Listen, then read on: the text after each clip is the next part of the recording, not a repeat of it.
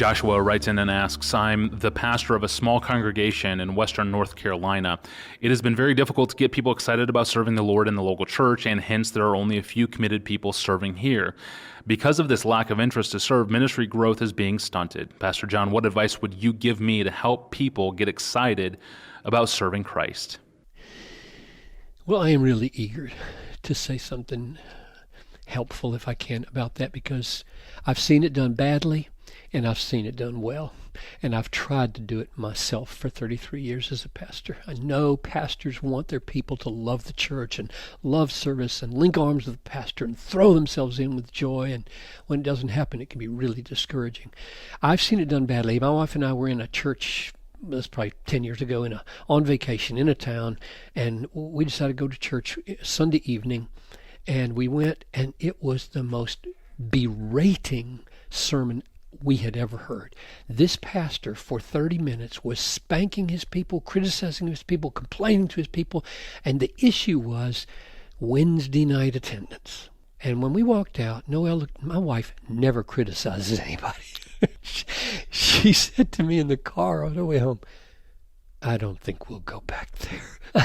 I mean, that's a documentation of how not to do it. It just doesn't do any good to use the pulpit to spank your people. On the other hand, when I was out of love with the church and wondering if the church, like an idiot, wondering if the church had any future in 1968 and 69, when I was 20 years old, 22 years old, I went to Ray Ortland Sr.'s church in Pasadena, and Sunday after Sunday watched this man in the pulpit love his God, love his church, and love his ministry, and summon people into his loves.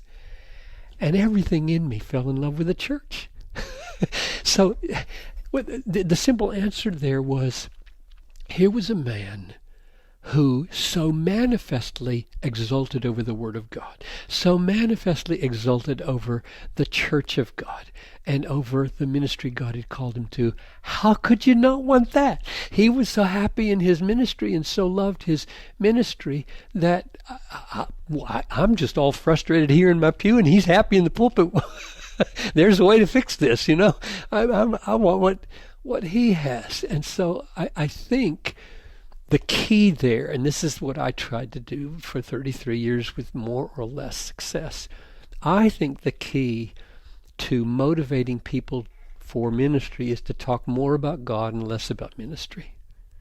When people have asked me, how do you motivate people for world missions? I say, stop talking about world missions and start talking about a global God.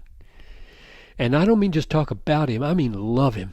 I mean exult in him. I mean blow people away with his vision for this world and his absolute promises that this gospel is going to be preached to all the nations, and the glories that's going to happen for this Christ when all the nations stream to him. And people don't get excited about burdens being laid on their back.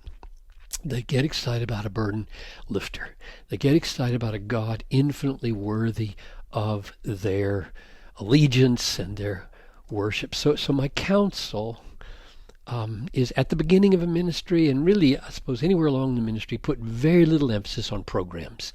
Put very little emphasis on activities in the church. Don't come into a church and say, okay, we got these 5 activities, and I'm in here to revitalize those 5 activities. That's just a crazy way to go about church renewal.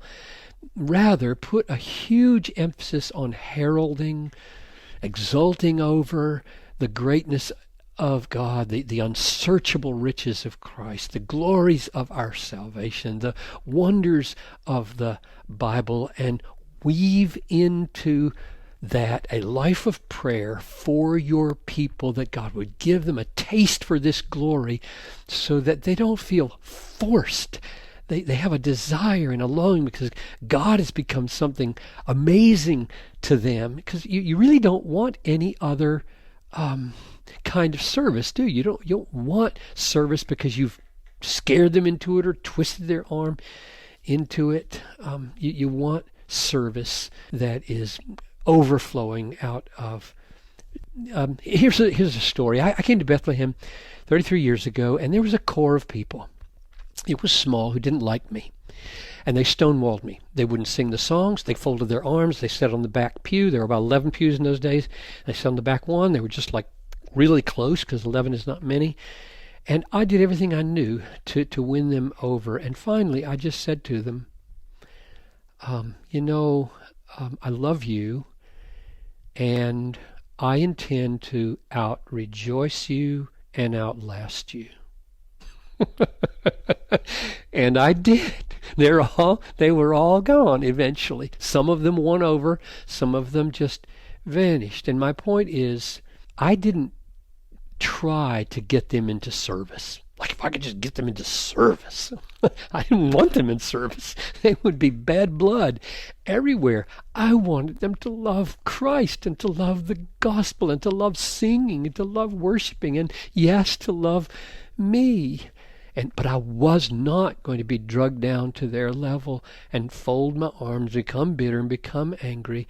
I really wanted to so exult over Christ that they would see, and I give thanks to all the ones who did, and I pray that those who left might have found it in another place. So my last word is, don't preach and teach and labor over programs and activities.